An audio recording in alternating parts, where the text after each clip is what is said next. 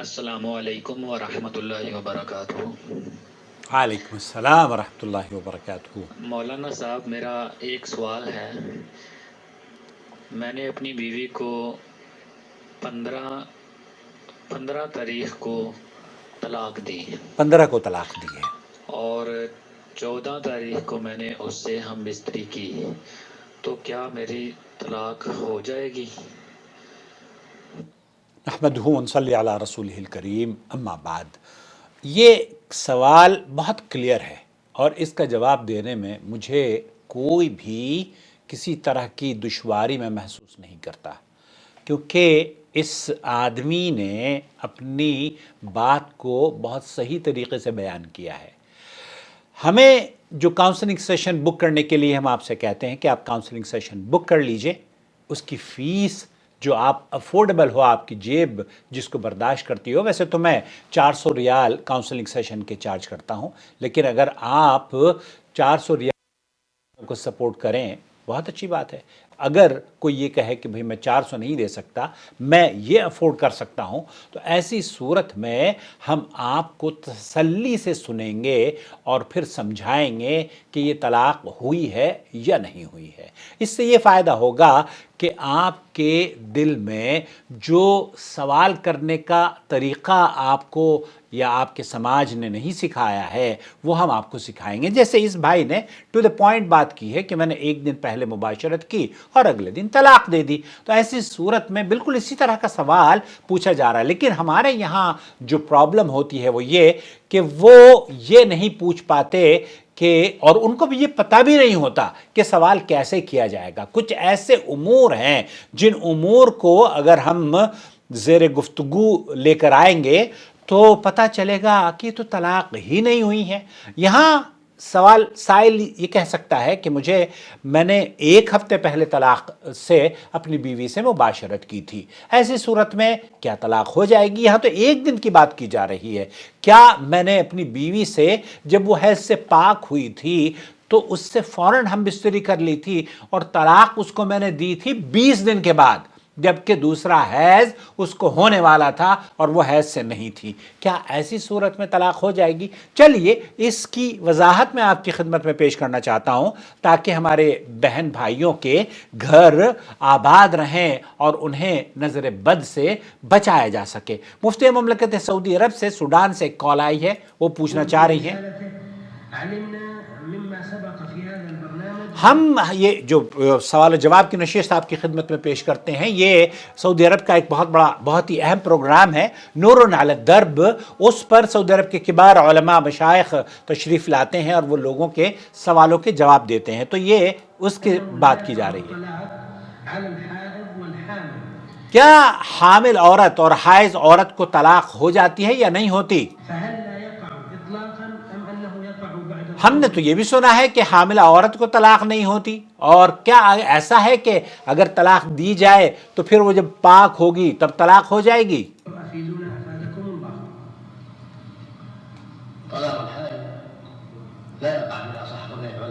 یہاں حیض کی بات آپ پہلے سمجھ لیجئے۔ حیض کی حالت میں اگر عورت ہو، جسے پیریڈ کہتے ہیں، جو کہ 5-7 دن کے لیے عورت ہر ماہ اس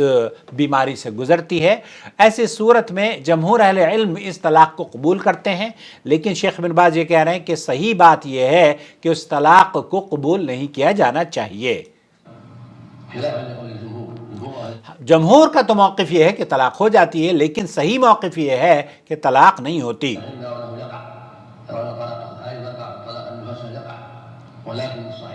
ولیکن الصحیح، جو صحیح قول ہے،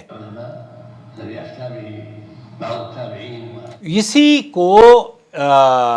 بہت سارے تابعین اور صحابی نے اس کو نقل کیا ہے۔ ابن عمر رضی اللہ تعالیٰ عنہ نے بھی اس کو نقل کیا ہے، اور اسی کو امام ابن تیمیہ رحمۃ اللہ علیہ نے بھی اختیار کیا ہے۔ ان کے جو شاگرد ہیں امام ابن القیم، انہوں نے بھی اسی موقف کو اپنایا ہے، اور شیخ ابن باز بھی اسی پر فتویٰ دیتے ہیں، سعودی عرب کے علماء بھی اسی پر فتویٰ دیتے ہیں، بلکہ سعودی عرب کے جو بادشاہ ہیں ملک سلمان ابن عبدالعزیز حفظہ اللہ موجودہ بادشاہ، اللہ ان کو صحت اور عافیت سے لمبی عمر، اطاعت اور فرمانبرداری کی عطا فرمائے، اور ان سے نیک اور مسلمانوں کی نصرت اور بھلائی کے اچھے اچھے کام لے، انہوں نے ایک قانون بنایا ہے گزشتہ 2 سال قبل، ہم 2024 کی بات کر رہے ہیں نا، تو 2022 میں انہوں نے قانون بنایا ہے کہ اس طرح کی طلاقوں کو تمام کورٹس میں تسلیم نہیں کیا جائے گا اگر حیض کی حالت میں طلاق دی گئی ہے، کیونکہ یہ اللہ کی شریعت کے خلاف طلاق دی جا رہی ہے، کیونکہ صحیح بات یہ ہے کہ اسے عورت کو طلاق اس وقت دینی چاہیے جب وہ حالت طہر میں ہو، پاکی کی حالت میں ہو۔ نفاس اور حیض میں اس کی پاکی کی حالت نہیں ہوتی اور طلاق واقع نہیں ہوتی۔ نفاس کیا ہوتا ہے؟ جب عورت بچے کی ڈیلیوری کے بعد خون آتا ہے، اور ایسی صورت میں کہ عورت کے ساتھ اس پاکی میں، جب کہ عورت حیض سے پاک ہوئی ہے، اس نے اپنے شوہر سے یا شوہر نے اپنی بیوی سے جماع نہ کیا ہو، ہم بستری نہ کی ہو، یہ طلاق شرعی ہے کہ ایک عورت حیض سے پاک ہو اور آپ اسے بغیر اس کے ساتھ ہم بستری کیے طلاق دے دیں، تب اس طلاق کو طلاق شرعی کہا جاتا ہے اور یہ قابل قبول ہے۔ اور ایسی صورت میں اگر کوئی آدمی طلاق دے لیتا ہے کہ اس سے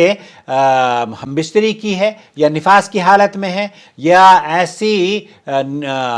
ایام سے گزر رہی ہے جو کہ وہ حیض میں ہے، تو پھر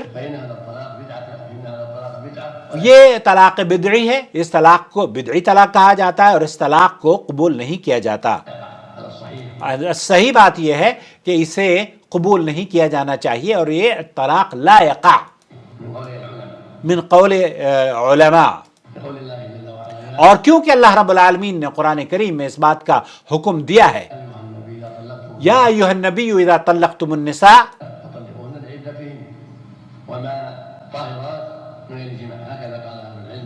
اور اہل علم نے اس آیت کی جو تشریح بیان کی ہے وہ یہ کہ عدتہن کا مطلب یہ ہے کہ انہیں عدت کے لیے عدت شمار کرنے کا موقع دیا جائے اور اسے اس پاکی میں طلاق دی جائے جو کہ ہم بستری نہ اس کے ساتھ کی گئی ہو،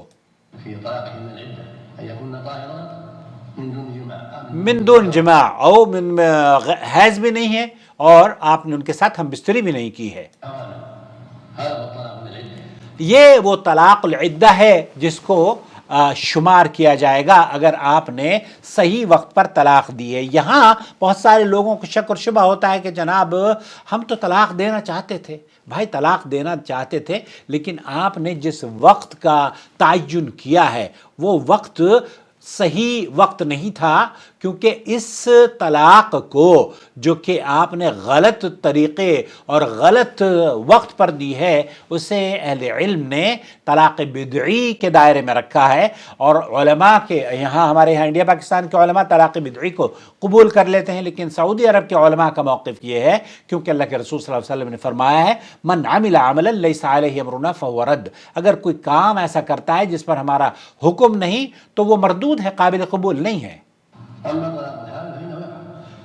اما طلاق الحامل، حمل کے دنوں میں اگر کوئی طلاق دیتا ہے اور طلاق سے پہلے وہ ہم بستری بھی کر لیتا ہے تو وہ پورا پیریڈ 9 مہینے کا جو پیریڈ ہے وہ اس میں طلاق دی جا سکتی ہے، کیونکہ وہ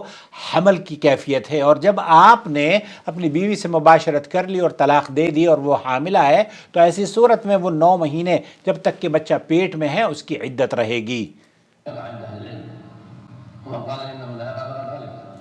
اور اگر کوئی شخص یہ کہتا ہے کہ حاملہ عورت کو طلاق واقع نہیں ہوتی تو اسے بہرحال یہ قول باطل ہے، اس کا موقف درست نہیں ہے۔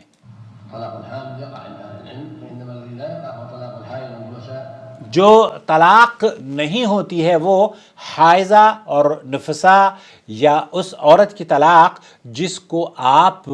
سے ہم بستری کر چکے ہیں، اور دوسری چیز کئی ایسے امور ہیں جو کہ بعض مرتبہ، ابھی کل ہی میرے پاس ایک کیس آیا تو وہ ایک دوسرے پر گالی گلوچ ہو رہی ہے اور شوہر نے تھپڑ بھی لگایا ہے بیوی کو، اور کہتا ہے کہ تھپڑ میں نے لگائے تھے، میں یہ چاہتا تھا کہ یہ بس کسی طریقے سے بدلہ لے لوں اور کام کروں۔ ایک عورت نے تو صرف اپنے شوہر کو جو طلاق دی، وہ مرد نے جو طلاق دی تو اس نے کہا کہ میں نے اپنی بیوی کو اس لیے طلاق دی کیونکہ بیوی نے پولیس بلا لی تھی۔ اب جب پولیس بلا لی اور اس کو کہا کہ جناب یہ اس کے ناجائز تعلقات ہیں اور میں ایک شریف آدمی ہوں، تو ایسی صورت میں بدلہ لینے کی غرض سے میں نے عورت کو طلاق طلاق طلاق طلاق پتہ نہیں کتنی مرتبہ طلاق دے دی۔ تو آیا یہ طلاق واقع ہوتی ہیں یا نہیں؟ کسی نتیجے پر پہنچنے کے لیے ہم اور آپ اگر گفتگو کر لیں گے فون پر، واٹس ایپ پر، تو پھر آپ کو اس مسئلے کا حل بتا سکوں گا میں۔ خلاصہ کلام یہ ہوا کہ اگر آپ ایک کاؤنسلنگ سیشن بک کر لیں گے اور فیس اس کی پے کر دیں گے تو میں آپ کو اس بات کی گارنٹی دے سکتا ہوں کہ میں آپ کو وقت دوں گا، تسلی سے آپ سے بات کروں گا، آپ کی بات کو سنوں گا اور آپ کو صحیح طور پر کس طریقے سے سوال کیا جاتا ہے یہ بھی سمجھاؤں گا، کیونکہ بہت سارے ہمارے بہن بھائی ایسے ہیں کہ وہ بیچارے شرم کے مارے کچھ بھی نہیں بتا پاتے۔ اپنا بہت خیال رکھیں، تو ایسی عورت کو طلاق واقع نہیں ہوتی۔ اور کئی ایسے دوسرے امور ہیں، زور زبردستی سے، ایک صاحب نے کہا کہ زور زبردستی میں نے دوسری شادی کر لی، پہلی بیوی کے گھر والوں نے بچے ہی رکھ لیے، ان کو دوسری کو چھوڑ، نہیں تو ہم تو یہ طلاق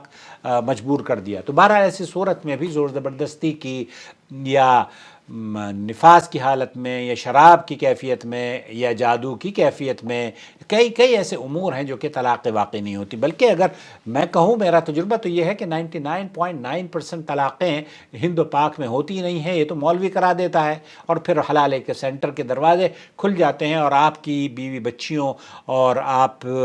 کی ماں و بہنوں سے عزت اور آبرو سے ان کی کھیلا جاتا ہے، تو انہیں کھیلنے کا موقع نہ دیں۔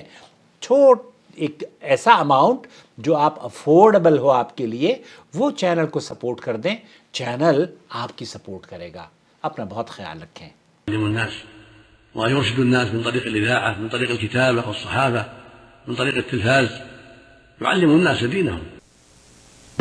الله ولي الذين آمنوا يخرجهم من الظلمات إلى النور والذين كفروا أولياؤهم الطاغوت يخرجونهم من النور إلى الظلمات أولئك